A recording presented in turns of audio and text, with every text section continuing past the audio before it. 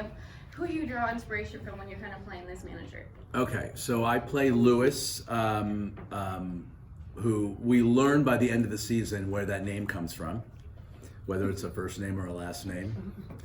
It's a last name, but everybody calls me Lewis. And I play Noa's manager, who is Noa is the beauty.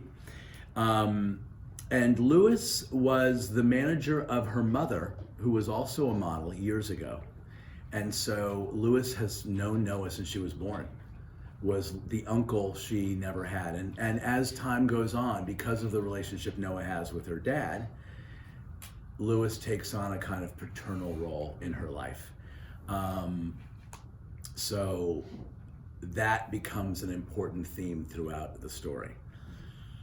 Inspiración para el personaje is hard to say. I mean, I am a dad of a daughter, and so a lot of it, of that aspect, of that sort of what I call the maternal instinct in my own life for Lewis is there. You know, there's two aspects to Lewis. There's sort of that familial, protective, paternal role, and there's that businessman. I am so sorry. That was him. Wrong answer. That was him. No, but there's also that aspect of Lewis that is ruthless, protective. He's got somebody whose fame, at least in the fiction of our show, is like J-Lo, and as a brand, and as someone who is her right hand.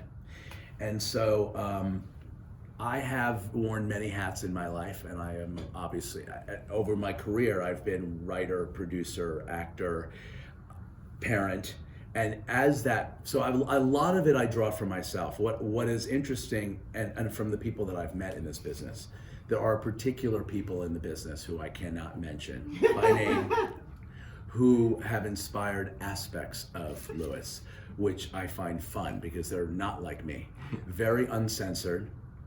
Él no tiene miedo para nada de nadie. So no matter whatever comes at him, he's not afraid to speak his mind. He's not afraid of what the consequences will be. He will say, unedited, what needs to be said. And I am not like that. I care far too much what people think. So you're not that control freak then? I am. Life. No, yes I am. No, I told you, the only thing about Lewis that's not like me. No, it's a very similar character to who I am, but the part about him that is not quite me, which is the most fun to play, is that ability to just say whatever is on his mind to whoever it is and not care about the consequences. And I wish I had more of that in me. But I know many who are that way, and I, to some degree I admire it. To some degree I think you're shooting yourself in the foot, because oftentimes Lewis puts his foot in his mouth. Do you find like authority that you're channeling your inner Ari Gold?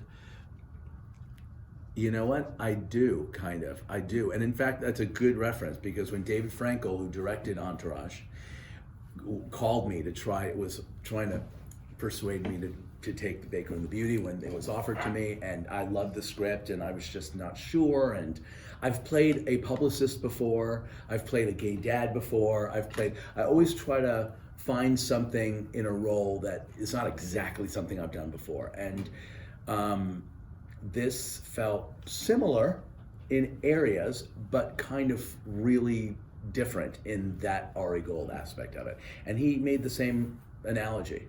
There is something about it. And when you watch the Israeli version of The Baker and the Beauty, there it's called Beauty and the Baker, the guy who plays my role, we're very different, but he comes off much more villainous, which I also find appealing, because I've never really I've played jerks, but I haven't really played sort of that calculated villainous type characters. And I don't think Lewis is villainous. I do think he's calculated and capable of anything as long as it's in service to Noa.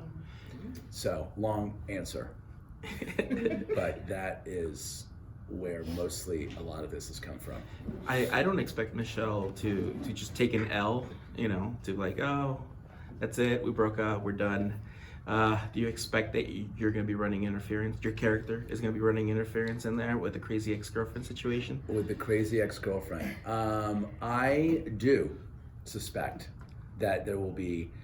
Look, I don't remember whether we said it in the pilot or it was a draft of the pilot that we didn't, I don't remember. There used to be a line that Lewis said in the pilot when she was, in the pilot, she proposes to Daniel, and then he says no.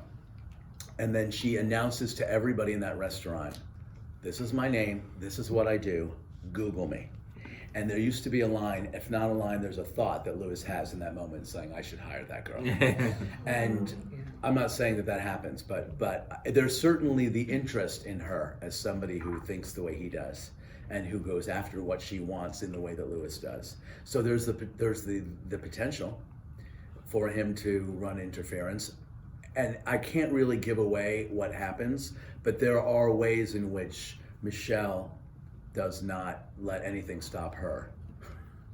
And if it aligns with Lewis's agenda, great, but if it doesn't, then... Did you ever have to deal with a crazy ex and wish you had a Lewis in your life to run interference? I don't know if I've ever had a crazy ex. I've had a little bit of a crazy ex. Yeah, I've had some crazy ex. And as I said, I'm not very good at running interference in my own life. So yes, I'm gonna say, yes, I wouldn't mind a Lewis in my life. And I haven't had a crazy ex quite in the way that Vanessa is. She's not really crazy, she's just very passionate. That's a nice way. That's to a nice put word. She's very passionate. It's a thin line. Yeah, I love Michelle so much, but I love her interpretation of Vanessa. It's fiery, and again, we're very, you know what I love about her is probably what I love about Lewis. She does not let, she doesn't let obstacles stop her. What made you jump into this project? What particularly sparked your interest? I love being part of the whole Latino family thing. Is something that's so interesting to me. I mean, again, my parents are from Argentina. I grew up speaking Spanish in my home. I have a grandmother who cooked.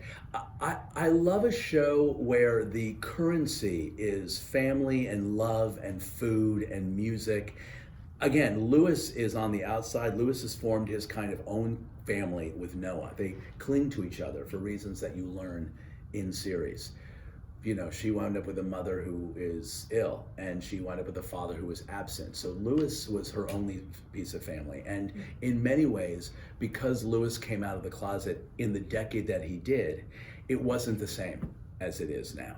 You know, so I loved that aspect of playing a guy who, it's 2020. There's no reason he can't be married and have a kid. And I talked to the creator of the show, was very eager to understand, are we going to be able to tell a modern story of a gay grown man that doesn't feel like, oh, of course he's single. I think we're way past that. And yet that's not why he's single. I mean, he's single out of fear. He's single out of his allegiance to Noa. And he came out at a time that was very different than, for example, Nathalie's character in that family is grappling with her own sexuality. Mm-hmm. And I love that this show is able to show somebody who came out 30 years ago and someone who is sort of dealing with it now, and in a very modern way, the obstacles are different, but it's a similar issue. So I came on board because I both love being able to play someone as unedited as Lewis is, and who wears such awesome clothes. But also because this was a story where every character, as part of the whole, has a complicated yet realistic, grounded story about family, about relationship, about work, about how that all plays a role in life. And this show, in a comedic way, I love a comedic hour. As a writer, my favorite genre to write is a comedic hour. So I responded to it as a genre. I responded to the Latino part of it, and I responded to playing Lewis because he felt like there's a lot to uncover in someone who comes off this way And as the episodes unfold, his vulnerability absolutely rises. It's nice because they're so often, because the characters are so three-dimensional, it doesn't come off as a caricature, which is a big problem, I think. In a lot of shows, in the past definitely, but even so now. It could be, exactly. Especially when you're writing a comedy, you tend to want to go primary colors. I always say that, it's like the bright. And Modern Family is a great example of a comedy about a family that both deals with real issues, but is broad and funny, but it's different. This is very much rooted in reality, and yet the comedy comes through, which I love. Are you guys still shooting, or all We episodes? just wrapped. So, can you tell us how many episodes altogether? We have 9 episodes premiering on Monday, April 13th, right after the new Bachelor. Good time slot. Good time slot. And we've been in Puerto Rico. So the other part of it all was, shooting in Puerto Rico with an all Puerto Rican crew for the most part, allowing all of us to, and Nathalie Kelley and I both speak Spanish. She has a Peruvian mom and I have Argentinian parents. So there was a very comfortable vibe about shooting this show. Puerto Rico was challenging, but it was also so great to have a crew that was that warm, and to be in a country, to be in a city, to be in San Juan when it's still rebuilding after the hurricane, and there are so many challenges. It felt really good to be working with people and putting money back into their economy, and so that was an added bonus. So not only the music and the food. On camera and off. The music and the food was a part of our experience. This cast are a bunch of dancers. We would dance on set, we would dance off set, we would go dancing, we would dance in the the lobbies of hotels. It was a warm and passionate group of people. Who's the best dancer in the group? That's an excellent question. Lisa. Hello. No, Lisa Vidal and Lisa Carlos and Gomez. Carlos, yeah. Carlos is a dancer. I mean, actually, everyone is a great dancer on the show. The whole cast are dancers. Carlos and Lisa have known each other for years, though, and their chemistry as a husband and wife on camera is palpable. And the way they danced is a great example of it. So I aspire to learn certain moves from them, but I have my own moves. You guys were in LA for Winter TCA during the earthquake, right? Yes, I and Natalie and Victor were here for the TCA Right. when the earthquake What had was just it like when you happened. guys went back to finish up? Well, the rest of the cast was there for the earthquake. It was challenging. We had to shut down for a few days. There were power outages for a while. So it was scary and unnerving, but it bounced back pretty quickly. And Puerto Rico bounces back quickly, which is a good skill to learn. How long were you guys in Puerto Rico filming? Let's see. Yo salí el 23 de septiembre, so that was when I left for Puerto Rico. Then we had a break. It's hard to explain. Empezamos el 23 de septiembre, regresamos el 25 de febrero. So October, November, December, January, February. Less than 5 months, but over the course of 5 months. Because And as a Puerto Rican, I'd like to ask you, what Sí. was your favorite part about being in Puerto Rico? Besides the food and the culture and everything. oh my God, the water, the food. I'm gonna have to say that again. The food and the people, la calidad de la gente. Eso no sé. I don't remember the last time that I was somewhere where it felt like that. It just everybody. I made friends everywhere, and I really enjoyed the what do you call that? La calidad, the warmth of the people. De la gente. So yes, the food and the music and the water was spectacular, and we got to visit a lot, and we did the rainforest, and we did a lot of excursiones. There's lots of videos online of us dancing on a boat. Had you visited prior to filming? Never. I've never been anywhere like that. And Lisa's from Puerto Rico, Yeah. and her family's from Puerto Rico, and she was there, and she had not been back in a very long time, so it was very cathartic to go back for her. You're a great dresser in real life. I'm wondering, Thank you. did you ever show up on set and see what Louis was going to be rocking and said, I think we need to keep this and just put it away somewhere in your trailer?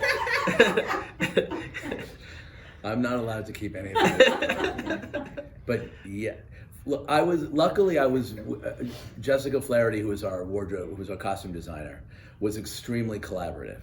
So she and I together talked about what Louis's vibe would be, what he would look like, and how the similarities in what I care about in fashion and what Louis would have access to. We talked a lot about that. Louis and Noa are in the world of fashion. They would go to the shows. They would be in Milan. They would be in New York for Fashion Week. So what access does Louis have to everything? So and how does that change? I don't have that kind of access in my real life, so I always try to approximate. But I don't think Louis has to approximate. I think he has access and the means.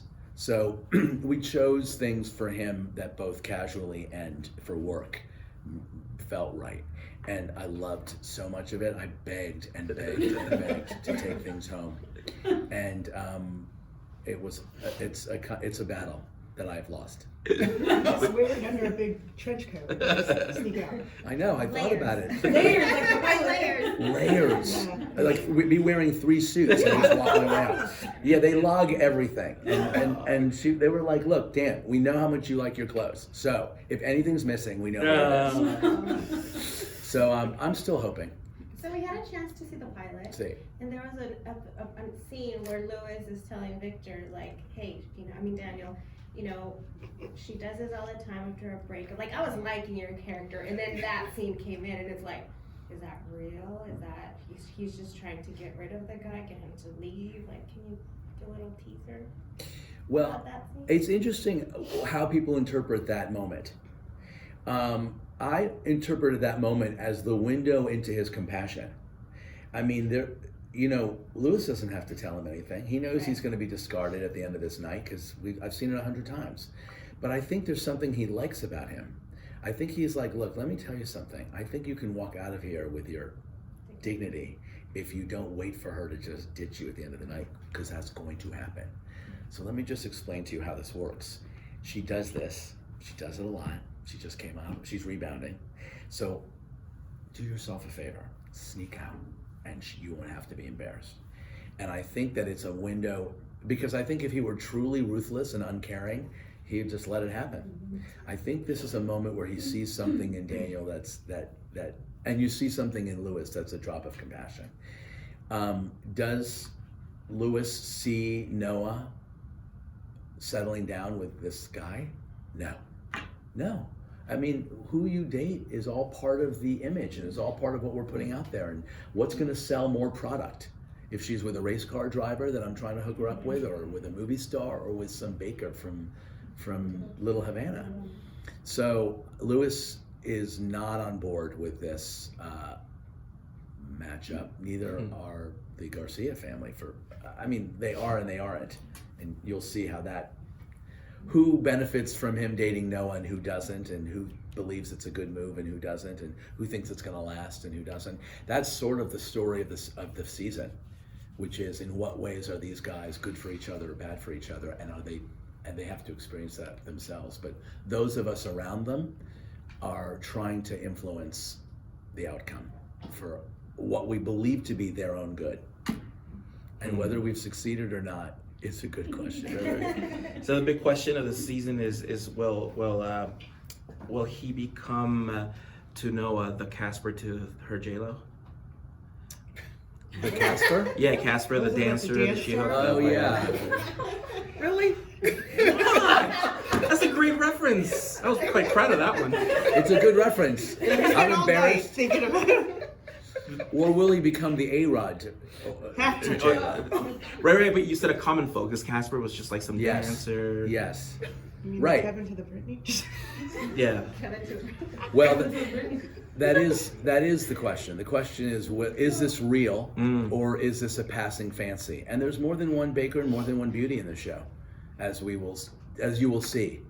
Carla, Mari and Rafael are a baker and a beauty, and Vanessa and Daniel are a baker and a beauty. and Daniel and Noa are Baker and Beauty. So the title means a lot, and whether or not real love occurs or is possible when they're from such different worlds is sort of the question that is the inspiration for this series. That Notting Hill question, and the creator of the Baker and the Beauty in Israel is one of the most famous news hosts in Israel. He's like Ryan Seacrest in Israel. And he met his husband in Spain, and his husband had no idea how famous he was until they went back to Israel. And they arrived in Israel, and it was crazy. He was like, oh my God, everybody knows you. And so he wrote this out of his own experience, and he wrote it out of the Notting Hill inspiration. Can two people from two completely different worlds fall in love, and how is that emerging, and in what ways are their families also having to merge? And her family is just me and her. His family is the traditional, warm, grounded family that are in each other's lives for good or for bad forever. And how that impacts both families is the big question of the series. And I guess until we finish maybe season 6, will we know if you can ultimately get past those things? You know, most Hollywood marriages don't last. So it's a good question whether or not whether that is made better. The odds are better if you aren't both coming from that world. It's very, I think, I keep thinking of Crossing the Lancy, which is because of the pickle guy. Yeah. But it's very relatable. It is. It really is. I think the guy who represents just like the working guy who still lives at home in his early 30s is something that maybe not everybody can relate to that aspect of it, but like just being the guy who aspires to or sees a huge ad in the train station and is like, oh my God, she's gorgeous, that woman. Can you imagine, Mayor? Can you imagine getting to date that person? And we see them in the billboards, whether it's Charlize Theron or whether it's Natalie Portman or whether it's J-Lo. Every person walking by a billboard at some point, every guy who wonders, what would it be like? And Lewis, comes from stuff himself that we will discover by episode 4 is more complicated than just being a shrewd businessman. To what degree is that a cover for the vulnerability? Because the reality of somebody is very different than what. Yeah, what projected image is what, when you're selling fashion and you're selling makeup, which is what we do for Noa internationally, it's about selling an image. But all of that is protection for our vulnerability. And I also loved that in talking to the creator of the show, Lewis is a character whose vulnerability is shielded. He uses almost everything to shield his vulnerability, and it becomes exposed. I played such a different character on Scandal. And James's vulnerability was he did not hide it ever. He stated what he wanted. He wanted to be a father more than anything in the world, and he said it. He wanted everything. He wanted to be a journalist, and I loved that also. I really related to that character. But this character is sort of a victim of his own fears, and I think that's interesting to play.